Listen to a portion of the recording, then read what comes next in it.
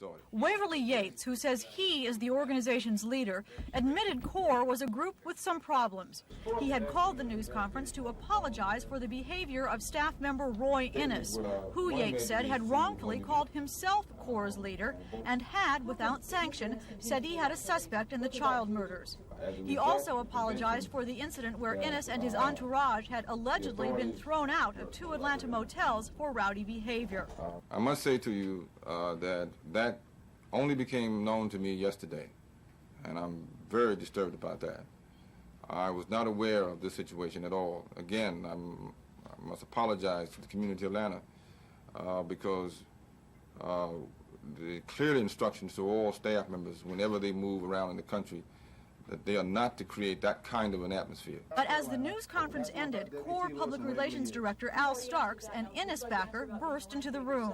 I'm not a renegade. Nobody in my organization is a renegade other than the pretenders to the throne, Waverly Yates and his bandits.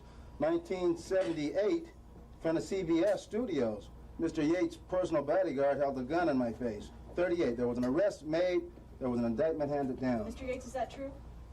No, it isn't true, and Mr. Starks, let me show you that for your conduct, let me say publicly that you've been dismissed from CORE, and I shall... This is the biggest joke in the world, people. Mr. Yates is not the chairman of CORE. In fact, he's not even a card-carrying member. Starks also said Innis would be back in Atlanta to continue his investigation, no matter what threats Yates made.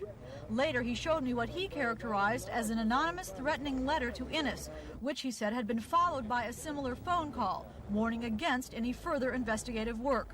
But he said half a dozen CORE members are working on the child murder case right now and will continue to do so. Hank Phillippi, Action News.